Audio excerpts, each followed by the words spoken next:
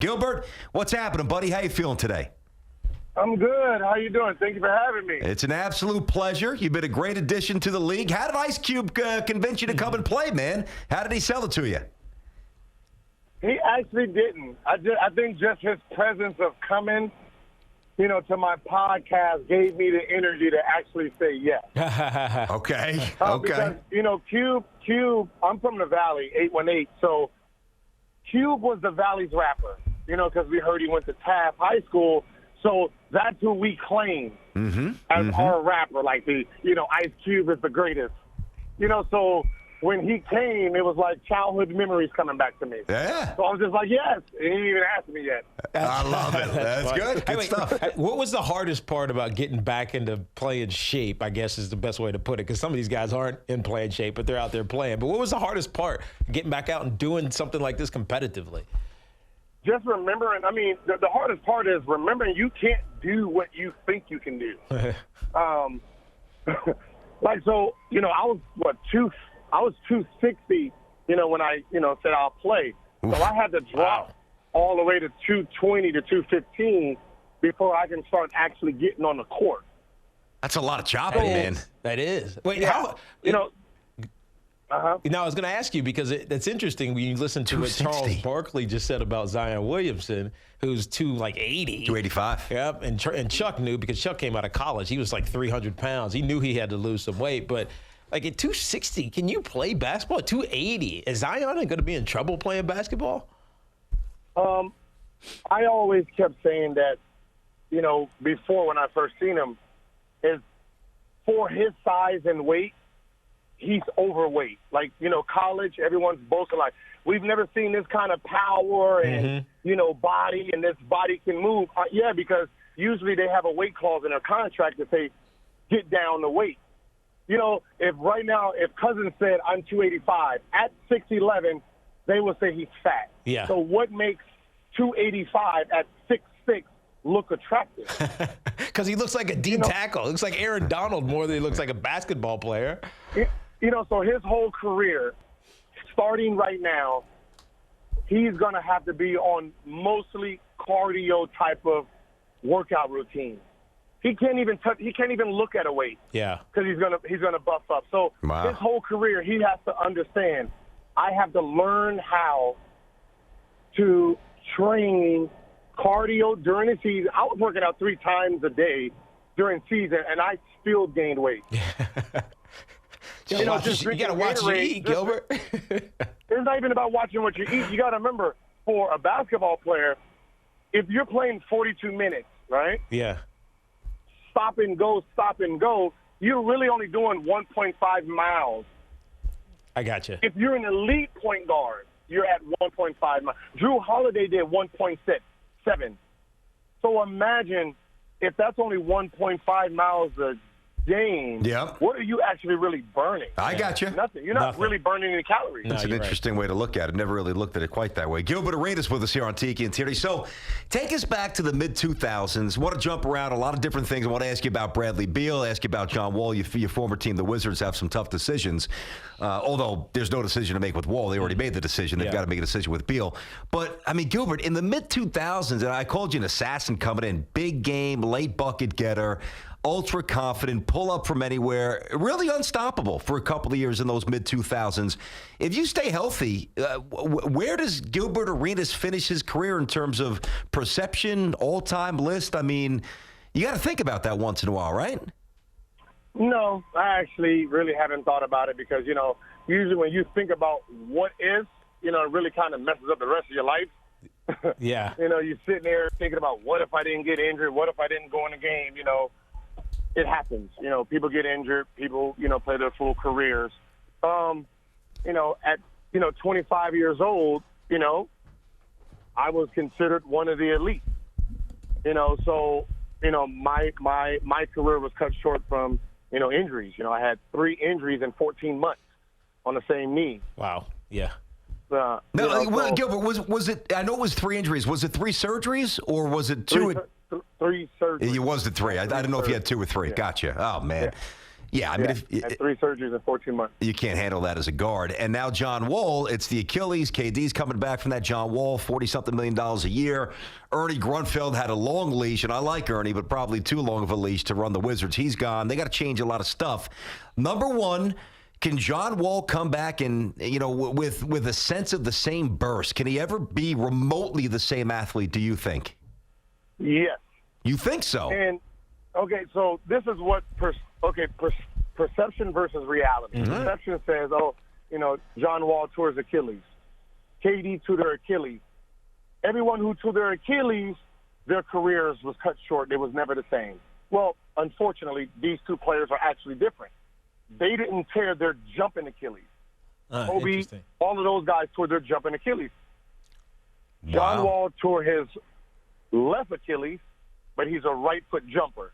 So he jumps and dunks with his left hand. So he's not a natural righty. So he jumps like he's a left-handed player. I've never heard this. So jumping up and down does not affect John Wall. Same thing with KD. KD tears his right Achilles.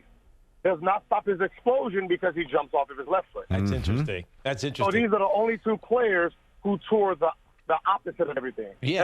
Everyone usually tears their jumping leg. That's crazy. That's so smart. And what did Dominique? Which one did Dominique tear? Do you know? Do you even know Dominique Wilkins? Which one did he tear? Because he came back okay. Actually, Dominique tore his right one, but Dominique was a 2-foot jumper. Yes, he was. Yeah. Yes, Gilbert Arenas knows the game. There's no doubt about it. He was a 2-foot jumper. Well, I think injuries. That's true. You had a bunch of injuries, so injuries. And it makes it interesting because it's how we think about the NBA now based on a couple of these guys. John Wall's one, obviously, but more KD. Like, what's his impact going to be? The Nets got to sit and wait for a year before he finally gets there. But what we've seen this movement in the NBA that's created, I hope, parity. Do you like that in the NBA? Yes. Actually, see, this is what, Tiki, in football, you have your friends. You have players you train with. Yeah, in the off-season. When they're free agents, you will love them to be on your team. Back then, it didn't happen. Never. I wanted to play with my brother. We were free agents the same year. I'm like, dude, let's play together. It didn't ever happen. Owners wouldn't pull those strings for it. Yeah. Now players in today's game is taking steps forward. Like, I want to play with this guy. Make it happen. Make it happen. So the fact that the new owners, it's not the players that's messing up the league. Yeah. The new owners is making it better because these new owners are actual basketball fans, not old businessmen. So they're coming in and they're like, all right, I want you, I want you, I want you. You want to come? I'll take you too. What's happening? And then everyone's building these dynasties. Yeah. And then that's what, the Charlottes, the Milwaukees, those guys, they're going to need luck with draft picks. Mm-hmm. It's going to always be like that.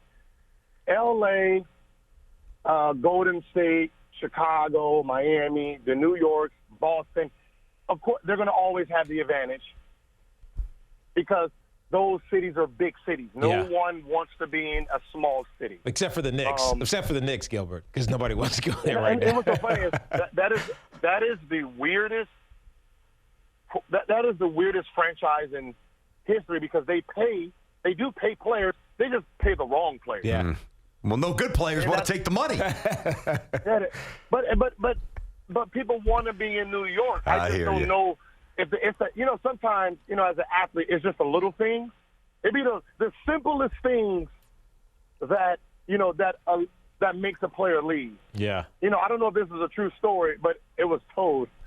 No, let's hear it. That Miami knew LeBron was leaving when they took the cookies off the plane. What? Yeah. Come on. So this was his. All right, you got to tell us this. Was this on your podcast? By the way, Gilbert has a podcast, the No Chill Podcast. I've got to start listening to it if you tell stories like this. I never said it on my podcast. All right, go ahead. Tell us the story. A player said, there was always cookies on the plane. LeBron loves cookies. That was his thing. So has a little batch of cookies, and I guess Pat Riley was like, we need to get healthy. take these goddamn cookies off the plane. Right? Pat. I didn't think it was supposed for doing that. If anybody, it was Pat. So everyone's like, the only person who eats cookies on the plane is LeBron. Really, nobody else eats cookies. So, LeBron came on the plane, looking forward, like, hey, what happened with the cookies? And it was like, oh, coach said no more cookies. Wow, that was it. That's crazy. He's like, what? Someone said, and then someone whispered. Sometimes it just be the little things that make players leave. It doesn't even be it's most of the time it's not even about the money. Yeah. It's usually the atmosphere. When I came into the league, there was no atmosphere. You had to create it. I used to talk to Abe Poland all the time and talk to Abe about the atmosphere in the locker room. Like, if you want players to train, to be here, you have to spend money. His thing was, well, I'm giving you guys contracts. And I say, yeah, that's amazing. Yeah. But at the end of the day, we're 18, 19, 20-year-old kids. What do we know about chefs? What do we know about eating and keeping our body? We don't know. We just want to play basketball. So you have to outthink us. Yeah. So at the end of the day, most of us are not eating breakfast. When we finish practice and we go, we're getting fast food. That's all we know. Mm-hmm. That's all we know at that point in time. So now we're eating fast food for dinner, probably the same thing. So we're putting trash food in our bodies. But you want great results. If you want great results all the time, you have to make sure you're feeling us good. Yeah. Give us a player's lounge. Give us a chef. The player lounge makes players stay longer. Yeah. Now, if a player staying longer, Chemistry. he might want to sit in the gym a little bit longer. Yeah. He might want to get a little bit more shots. Yeah. So, Makes it smart. when you build atmospheres like this, it makes players want to stay there, past practice time instead of just getting the hell out of there. It makes players stay longer. So, like, the Clippers, for the most part, they didn't even have a practice facility. They had to work out the Spectrum Club. So just think about it. What is the mindset of a Clipper? In and out. Yep. I got to go in. We practice at the Spectrum Club. I'm home. Peace. I'm never going to do any work outside of the Clipper work. Yeah. So you're not building anything. So when players hear stories like that, it keeps them away from franchises. Okay. And by the way, Gilbert, good perspective, though. Yeah, very good. Not to mention, there's the residue of eating properly and maybe doing some extra reps in the gym, but also you just kind of hanging around, getting to know each other and becoming boys even more. And when you do that, that probably manifests itself on the court in terms of better chemistry. Yeah, usually, players, especially basketball, it's only, 13 of you.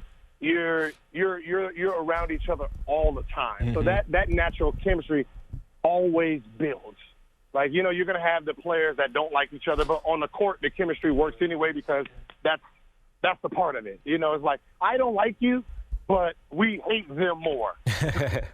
Yeah. So we have more of that going on in, so we get together. If you have any, we get together for the betterment of, going against someone every night.